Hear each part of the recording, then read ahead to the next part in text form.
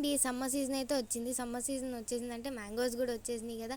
అందుకే అయితే మా అత్త అయితే ఈరోజు మంచిగా మ్యాంగో పికిల్ పెట్టుకుందాము వచ్చేమనింది. అంతే ఇంక వెళ్ళిపోయాము. మా అత్త వాళ్ళు అయితే 9 kgs ఆఫ్ మ్యాంగోస్ని ముక్కలు కొట్టించుకొచ్చారు.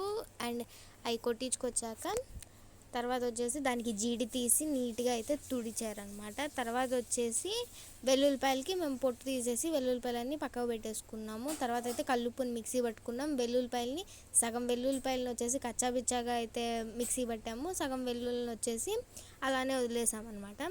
తర్వాత వచ్చేసి మొత్తం అయితే ఈ 9 kg మామిడికాయలు 6 డబ్బాలు అయితే వచ్చినాయి అన్నమాట.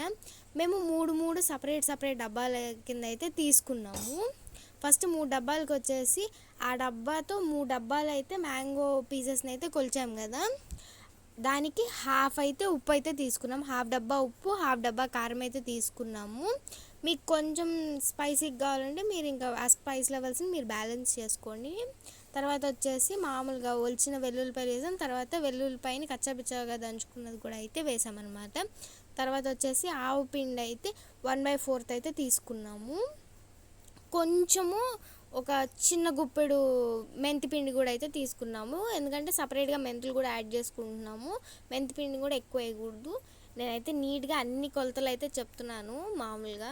తర్వాత అయితే ఒకసారి మీరు వీడియో కూడా చూడండి, ఇంకా క్లారిటీ వస్తుంది. మిగతా సగం అయితే సపరేట్గా మళ్ళీ వీడియో పెడతాను. మెంతులు అయితే కొన్ని వేసుకున్నాము, మీకు చూపించిన క్వాంటిటీ. అవి 3 డబ్బాలు మామిడికాయలు. 3 డబ్బాలు మామిడికాయలు అంటే అప్రాక్స్గా 4 kgs ఉంటుంది. దాన్ని వచ్చేసి నేను నీట్గా అయితే ఒకసారి మిక్స్ చేస్తాము, మొత్తం ముక్కకి ఉప్పు కారం అన్నీ నీట్గా పట్టేటట్టు. తర్వాత వచ్చేసి 1 kg మామిడికాయకి 250 గ్రాములు నూనె పడుతుంది. మేము అప్రాక్స్గా 4 kg ఉంది కాబట్టి 1 లీటర్ ఆయిల్ అయితే తీసేసుకున్నాము. లీటర్ ఆయిల్ అయితే వేసాము. దాన్ని ఒకసారి నీట్గా కలిపేసి మంచిగా ఒక డబ్బాలో అయితే వేసుకున్నాము. మేము మీడియం పీసెస్ కొట్టించాము, ఎందుకంటే చిన్నపిల్లలము పెద్ద పీసెస్ అయితే తినలేము కదా. ఇంక్లూడింగ్ యాజ్ మేము కూడా వేడి చేసేదేమో అనే భయంతో అయితే పెద్ద పీసెస్ తిన్నాం. చిన్న పీసెస్ లాగా అంటే ఒక మీడియం సైజ్ పీసెస్ తింటాము. మంచిగా దాన్ని అయితే ఒక ప్లాస్టిక్ డబ్బాలోకి అయితే తీసేసుకున్నాము. మీకు ప్లాస్టిక్ యూజ్ చేయకూడదు, మొత్తం ఆ ప్లాస్టిక్కి ఆయిల్ అంటే అదంతా అవుద్దంటే మీరు గాజు కానీ లేదంటే జాడీలు ఉంటాయి కదా వాటిలో కూడా పెట్టుకోవచ్చు. అంటే మేము అంటే సపరేట్గా హాఫ్ చేసాం కాబట్టి ఫస్ట్ అయితే ఈ బాక్సెస్లోకి అయితే తీసేసుకున్నాము. ఇది ఫస్ట్ 3 డబ్బాల మామిడికాయ ముక్కలతో వచ్చిన పచ్చడి అనమాట ఇది. తర్వాత వచ్చేసి ఇంకో 3 డబ్బాలు సపరేట్గా కలిపాం, ఎందుకంటే మా దగ్గర పెద్ద బేసన్లు అవన్నీ పైన ఉన్నాయి. సర్లే అని చెప్పి ఇంకా బకెట్ తీసాం, సరిపోద్ది అనుకున్నాం, సరిపోలేదు. అండ్ మ్యాంగో పచ్చడి మాత్రం సూపర్గా కుదిరింది. మేమైతే మైల్డ్గా చేసుకున్నాము, చాలా సింపుల్గా అండ్ ఈజీగా అయిపోయింది మా అత్తయ్య గారి స్టైల్లో. ఇంకా మా మామ కూడా మా మామ షెఫ్ కూడా అక్కడ కూర్చుని ఇన్స్ట్రక్షన్స్ కూడా మా మామ కూడా కొన్ని అయితే ఇచ్చారనమాట. చాలా అంటే చాలా యమ్మీగా ఉంది, అద్దిరిపోయింది.